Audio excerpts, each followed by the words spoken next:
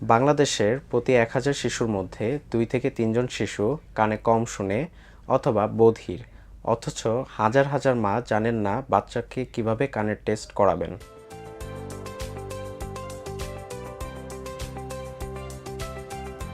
আসসালামু আলাইকুম, আমি Mohammad Ashikur Islam Anik, audiologist and speech language pathologist, incharge of audiology and SLP department, clear hearing solution. OAE, ABR এবং SSR এই তিনটি পরীক্ষার মাধ্যমে শিশুর আউটার ইয়ার বা বহিকর্ণ থেকে শুরু করে মস্তিষ্কের অডিটরি নার্ভ পর্যন্ত প্রপারলি ফাংশন আছে কিনা তা জানা যায়, এবং এই টেস্টটি সম্পূর্ণ ব্যথাহীন ইনজেকশনবিহীন একটি টেস্ট করার আগে কয়েকটি জিনিস অবশ্যই মাথায় রাখতে হবে, এবং বাচ্চাকে কিভাবে প্রিপারেশন করবেন তার একটি গাইডলাইন আমরা এখানে দিব। যেদিন টেস্ট হবে ভোরে বাচ্চাকে ঘুম থেকে উঠাবেন, 2 থেকে 4 ঘন্টা আগে উঠালে ভালো হয়, কারণ টেস্টের সময় গভীর ঘুমের প্রয়োজন পড়ে। টেস্ট শুরুর আগে শিশুকে পেট ভরে খাওয়াবেন, এতে যেটা হবে শিশুর ঘুমটা গভীর হবে। টেস্টের আগে মাথা, কপাল অথবা কানের পিছনে যে ম্যাস্টয়েড বোনটি আছে, এখানে তেল, লোশন, পাউডার এগুলো লাগানো যাবে না। এগুলো লাগালে ইলেকট্রোডের ইজিটা ভালো পায় না। পরীক্ষার আগে বাচ্চাকে ঢিলেঢালা বা আরামদায়ক পোশাক পরাবেন, এতে বাচ্চার ঘুম ভালো হবে, এবং পরীক্ষার আগে ডাইপার চেঞ্জ করে নেবেন।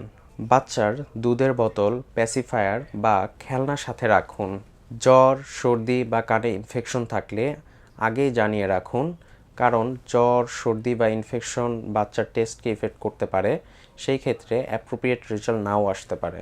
অনেকেই এভিআর বা এসএসআর টেস্টের সময় সিডেটিভ সাজেস্ট করে বাচ্চাদের, কিন্তু ঘুমের ওষুধ বা সিডেটিভে ভালো রেজাল্ট খুব একটা পাওয়া যায় না, বা পেলেও সেই ক্ষেত্রে ন্যাচারাল স্লিপে যে টেস্ট রেজাল্টটা আমরা পাই এটা সব থেকে বেশি ভালো হয়। মনে প্রশ্ন আসতে পারে, টেস্ট আসলে কিভাবে হবে? এই টেস্টের জন্য বাচ্চাকে বিছানায় ঘুম পাড়াতে হয়, এরপর আমরা ইলেকট্রোড লাগিয়ে দিই বাচ্চার কানে।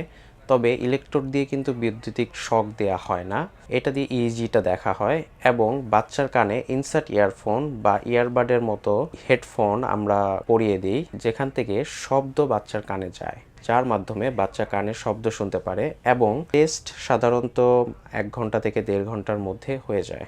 মনে রাখবেন, WHO-র 1-3-6 রুলস: 1 মাসের মধ্যে বাচ্চার স্ক্রিনিং করা, 3 মাসের মধ্যে কনফার্ম ডায়াগনোসিস করা, এবং 6 মাসের মধ্যে চিকিৎসা শুরু করে দেয়া। মনে রাখবেন, যত তাড়াতাড়ি টেস্ট করা সম্ভব তত তাড়াতাড়ি ভালো ফলাফল বা চিকিৎসা পসিবল হবে, এবং দেরি করলেই শিশুর ভাষা বিকাশ দেরি হয়ে যাবে। বাচ্চাদের এই সময়টার মধ্যে ব্রেনের প্লাস্টিসিটি সব থেকে ভালো থাকে। টেস্টের ফলাফল খারাপ এলে ভয় পাবেন না।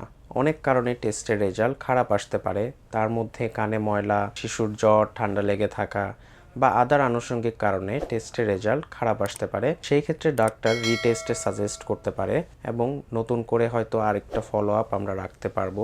রিটেস্টের সময় অনেক সময় ভালো রেজাল্ট আসতে পারে। যে কোনো পরামর্শের জন্য প্রফেশনাল সার্টিফাইড অডিওলজিস্টের শরণাপন্ন হন এবং তাদের ফ্রি পরামর্শ নিন।